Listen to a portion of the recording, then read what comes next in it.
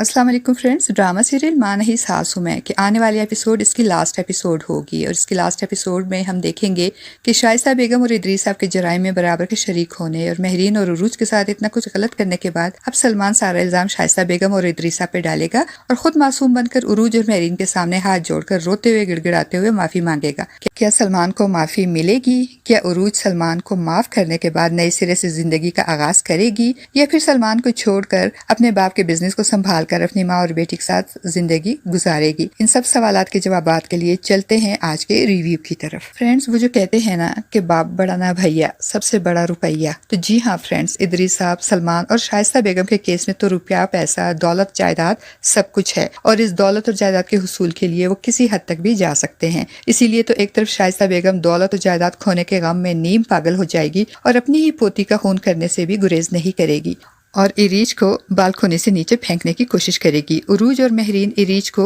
بچانے کے لیے شائستہ بیگم کی منت سماجت کریں گی، تو ادریس صاحب جب دیکھیں گے کہ لوہا گرم ہے تو وہ ایک آخری ضرب لگاتے ہوئے اپنا آخری داؤ کھیلیں گے، اور عروج اور مہرین کی بے بسی اور ایریج کے لیے ان کی تڑپ کا فائدہ اٹھاتے ہوئے ایک فائل لے کر عروج کے پاس آئیں گے اور کہیں گے کہ اگر تم چاہتی ہو کہ شائستہ ایریج کو نیچے نہ پھینکے تو ان کاغذات پر سائن کر دو، پراپرٹی ہماری اور ایریج تمہاری۔ تو شائستہ بیگم ادریس صاحب کی اس عقل مندی بہت خوش ہوگی، اور دوسری طرف عروج بہت گھبرائی ہوئی ہوگی اور کہے گی کہ میں اپنی بیٹی کو بچانے کے لیے کچھ بھی کروں گی، مجھے نہیں چاہیے یہ جائیداد، یہ دولت، اور عروج کے کاغذات پر سائن کرتی ہی شائستہ بیگم ایریج کو وسائی کی گود میں دے دے گی اور بہت خوش ہوگی کہ بالآخر انہیں یہ جائیداد مل ہی گئی، اور ادریس صاحب انہیں منا کر کمرے میں لے جائیں گے، لیکن خود بہت پریشان ہوں گے اس بات پہ کہ اگر شائستہ کو پتہ چل گیا کہ میں نے ایریج کی جان بچانے کے لیے عروج سے دستخط لینے کا جو ڈرامہ کیا تو شائستہ بیگم، جس نے جائیداد کے لیے اپنی پوتی تک کو نہیں بخشا، وہ میرا کیا حال کرے گی؟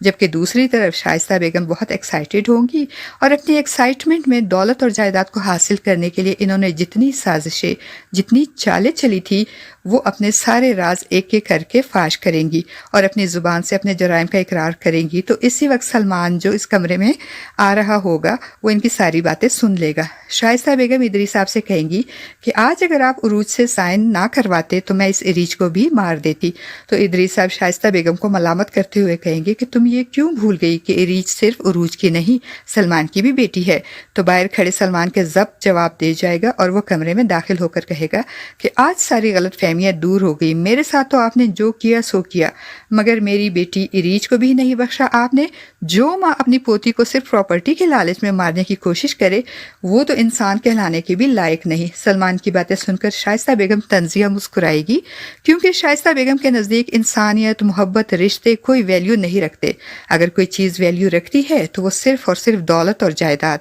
فرینڈز، یہاں سلمان کے منہ سے انسان اور انسانیت کی باتیں سن کر بالکل اچھا نہیں لگا، کیونکہ سلمان جن باتوں کے لیے اپنے ماں باپ کو مورد الزام ٹھہرا رہا ہوگا اور انہیں انسانیت کا درس دے رہا ہوگا، وہ سب کچھ تو سلمان خود بھی کرتا آ رہا ہے، عروج کے ساتھ، مہرین کے ساتھ، اور حتیٰ کہ اس نے تو ماسٹر شعیب کو ٹکر مار کر ان کی جان لینے کی کوشش بھی کی تھی، صرف اور صرف عروج کی دولت اور جائیداد حاصل کرنے کے لیے۔ سلمان مزید کہے گا مجرم ہیں آپ دونوں اور مجرموں کو تو سزا ملے گی، اور یہ کہتے ہوئے سلمان اپنا پستول نکال کر اپنے والدین پر تان لے گا، لیکن ادریس صاحب کسی نہ کسی طرح سلمان کو ہینڈل کر ہی لیں گے۔ اور فرینڈز، پھر جیسے کہ عام طور پہ ڈراموں میں ہوتا ہے 900 چوہے کھا کے بلی حج کو چلی، تو ہمارے سلمان صاحب کے بھی 900 پورے ہو ہی جائیں گے، اور پھر وہ ہمیشہ کی طرح ایک بار پھر سلمان، مہرین اور عروج کے پاس جائے گا، ہاتھ جوڑے گا، روئے گا، گڑ گڑائے گا اور معافی مانگے گا۔ تو مہرین، جس کے دل نے پہلے ہی سلمان کے 100 خون معاف کر دیے تھے، وہ تو سلمان کو معاف کر دے گی، اور عروج کو بھی سلمان کو معاف کرنے کو کہے گی، مگر عروج کا دل اب سلمان کی طرف سے صاف نہیں ہوگا۔